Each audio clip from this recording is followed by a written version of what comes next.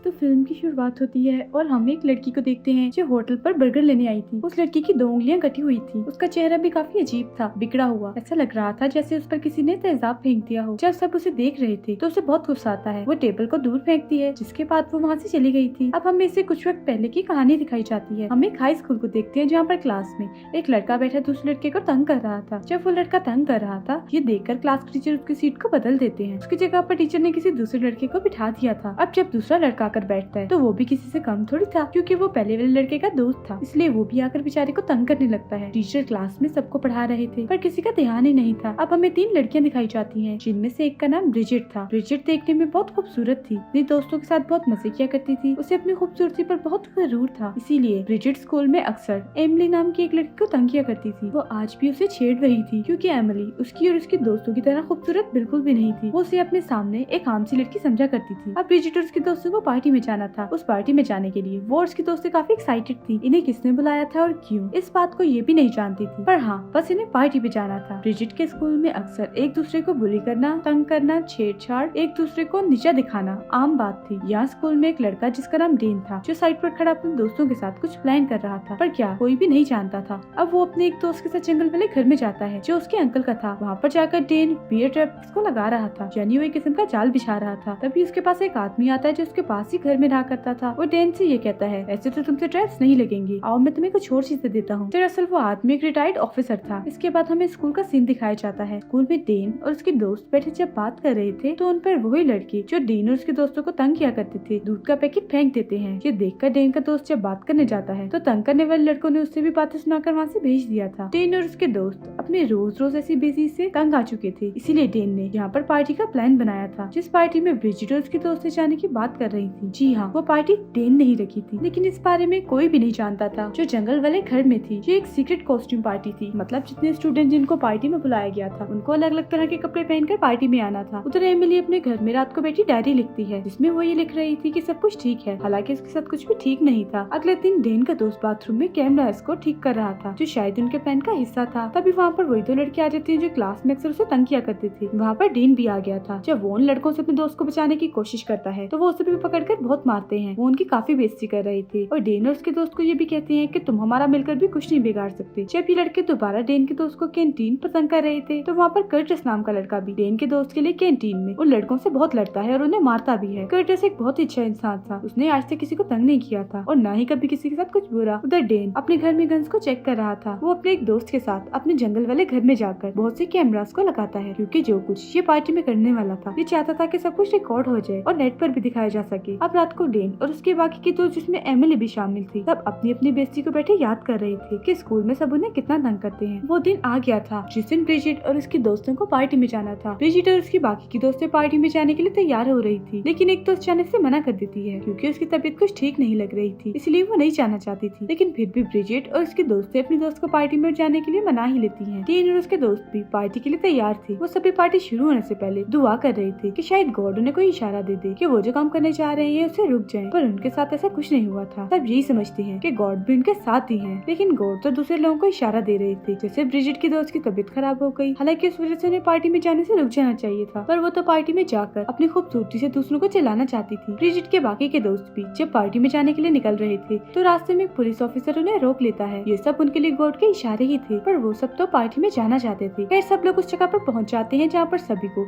एक ट्रक में बिछाकर पार्टी वाली जगह पर लेकर जाना था। ये सब पार्टी में पहुंच गए थे। पार्टी भी शुरू हो जाती है। यहाँ पर वो लड़का कर्टिस भी आ गया था, जिसको इन्होंने पार्टी में बुलाया ही नहीं था, क्योंकि इस पार्टी में सिर्फ उन लोगों को बुलाया गया था जो बुरे थे, हमेशा सबके साथ बुरा किया करते थे। डेन के एक दोस्त ने क्लाउन जोकर का ड्रेस पहना हुआ था, जिसके साथ सभी पार्टी में बहुत मौज मस्ती कर रहे थे। डेन का दोस्त जब कर्टिस को देखता है तो अपना प्लान रोकने को कहता है, क्योंकि वो कर्टिस को नुकसान नहीं पहुंचाना चाहता था। उस वक्त कर्टिस ही था जो उसके लिए स्कूल में लड़कों से लड़ा था जो उसे तंग किया करते थे, पर डेन कहता है नहीं, अब अपने प्लान को नहीं रोक सकते, हम इतना आगे आके ऐसे कैसे पीछे जा सकते हैं। डेन और उसके दोस्त सबसे पहले वहाँ पर सबके जूस में बेहोशी की दवा को मिला देते हैं, जिसके पीने के बाद अभी वहाँ पर बेहोश हो गए थे। जब उन्हें होश आता है तो खुद को जंजीरों में बंधा हुआ देखते हैं, जिसे देखकर सब हैरान और परेशान हो गए थे। डेन और उसके दोस्तों ने सभी पर गन्स की हुई थी। पहले तो यहाँ पर सभी को ये बातें मजाक लग रही थी, लेकिन जल्दी उन्हें ये बात समझ आ गई थी कि वो एक जाल में फंस चुके हैं। कोई भी ये बात नहीं जानता था कि जिन लोगों ने इन्हें पकड़ा हुआ है वो डेन और उसके दोस्त हैं, जो स्कूल में इनकी गलत बातों को बर्दाश्त किया करते थे। इन्होंने ये डेन और उसके दोस्तों को अपने जैसा बुरा बना दिया था। डेन के दोस्तों ने अपने मुताबिक खुद को बदला हुआ था, जैसे एक दोस्त जोकर बना हुआ था। अच्छा नहीं बल्कि बुरे वाला जोकर। एमिली जो बहुत अच्छी लड़की थी, उन्हें इन बुरे लोगों ने तंग कर करके अपने जैसा एक बुरा इंसान बना दिया था। उसके अंदर एहसास और जज्बात खत्म हो चुके थे, इसलिए उसने अपने चेहरे पर ऐसा मास्क पहना हुआ था जो बिल्कुल खाली था। यानी उस पर किसी किस्म की कोई शक्ल नहीं बनी हुई थी। डेन जो कि एक बहुत अच्छा लड़का था, लेकिन एक बुली तंग करने वाले लोगों की वजह से वो एक ऐसा गलत इंसान बन चुका था। ये इन सभी को ऐसी सजा देना चाहता था जो शायद बहुत बुरी थी। इतनी बुरी थी या तो ये तड़प तड़प कर मर जाएंगे, अगर इनके साथ ऐसा ना हुआ तो शायद अपनी जान ले लेंगे। यहाँ पर जितने भी लोगों को इन्होंने पकड़ा हुआ था, उनमें से एक फिर से इन्हें चिढ़ाने लगता है। शायद ये अभी भी सीरियस नहीं हुए थे, तो डेन का एक दोस्त उनके पास जाकर उसको गन से मार देता है। अब शायद वो थोड़ा सा सीरियस हो गई थी। उन्हें ये बात समझ आ गई थी कि उनके साथ कुछ गलत होने वाला है। वहाँ पर एक लड़का डेन से सवाल करता है कि हम लोग ही क्यों हम लोगों को पकड़ा हुआ है, हमने तुम्हारा बिगाड़ा ही क्या है। जिस पर डेन उसे जवाब देता है, अच्छा अब तुम्हें ये बातें याद आ रही हैं, हमने तुम लोगों का क्या बिगाड़ा था जो बिला वजह तुम हम लोगों को ऐसे स्कूल में तंग किया करते थे। इसके बाद डेन उस लड़के को एक कमरे में बंद कर देता है और यहाँ पर से एक और को भागने का मौका देता है। डेन कहता है तुम्हारा हम शिकार करेंगे, अगर तुम पकड़े न गए तो तुम यहाँ से भाग सकते हो, कोई तुम्हें कुछ नहीं कहेगा। वो लड़का अपने दोस्त को बाइक के मदद लेने के लिए यहाँ से भाग जाता है, लेकिन बाहर जाकर वो उसी जाल में फंस गया था जो डेन ने वहाँ पर लगाया हुआ था। इसलिए इस लड़के को भी उसी कमरे में बंद कर दिया जाता है जहाँ पर पहले लड़के को बंद किया गया था। इधर घर में डेन सबको कह रहा था कि सोचो तुम सबको यहाँ पे क्यों पकड़ा गया है,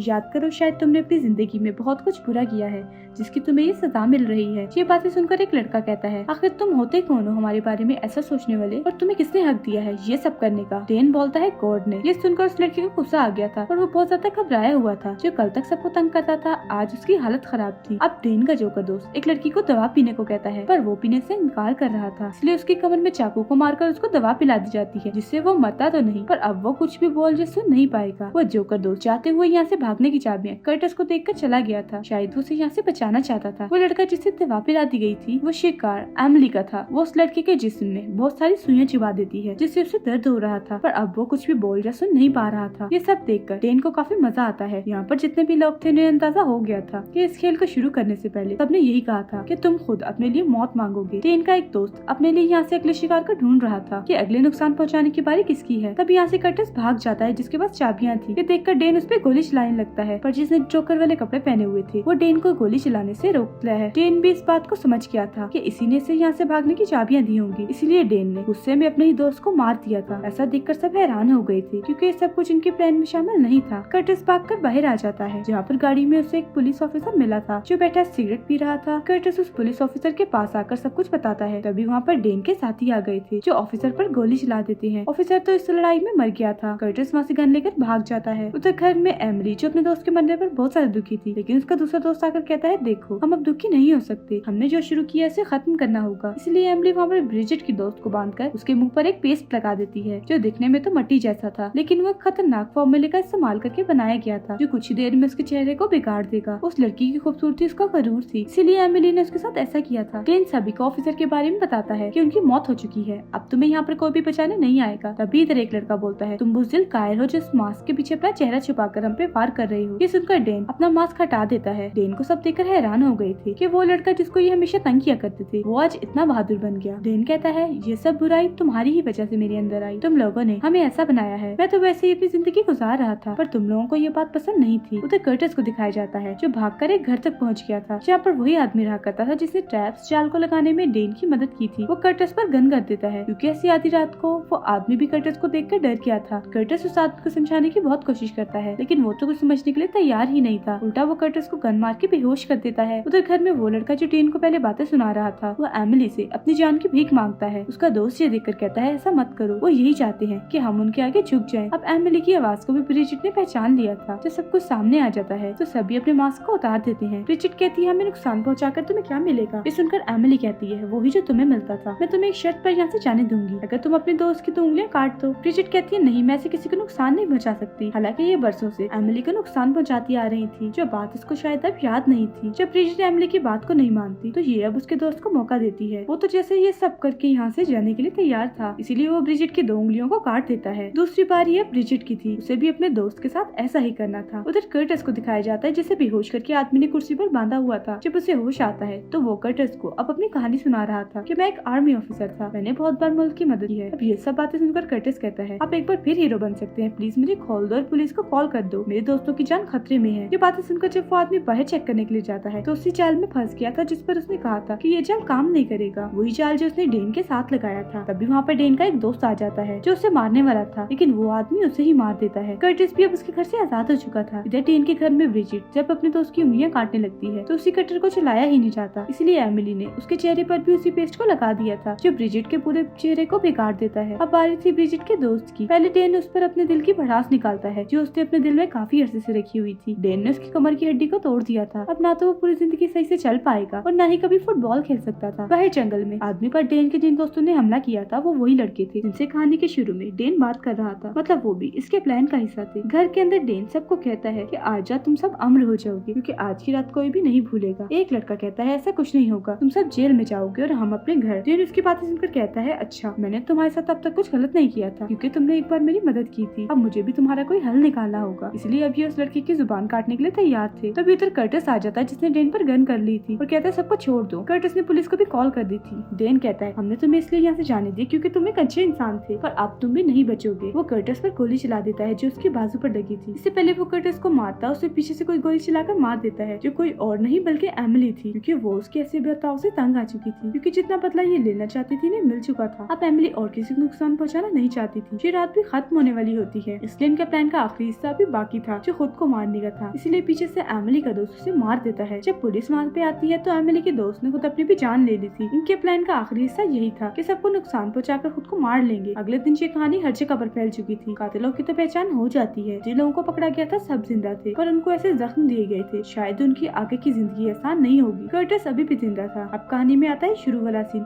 जो हमने लड़की देखी थी जो बर्गर लेने गई थी। उसकी 2 उंगलियां भी कटी हुई थी। वो कोई और नहीं बल्कि ब्रिजिट थी जिसका हाल एमिली ने ऐसा बना दिया था। वो अभी भी जीने की कोशिश कर रही थी। अपने खाने को छुपाकर शायद जी कभी भी सुकून से नहीं रह पाएगी क्योंकि सामने वाले लोग उसे याद करवाते रहेंगे कि इसने क्या क्या किया था और उसका ये हाल क्यों हुआ है। तो आपके अंदर कोई कमी नहीं है तो इस बात पर जरूर मत करें, दूसरों को कभी नीचा मत दिखाएं। और इसी के साथ इस फिल्म की कहानी यहीं पर खत्म हो जाती है। Thank you for watching. Movie अच्छी लगी हो तो लाइक, शेयर और चैनल को सब्सक्राइब जरूर कीजिएगा।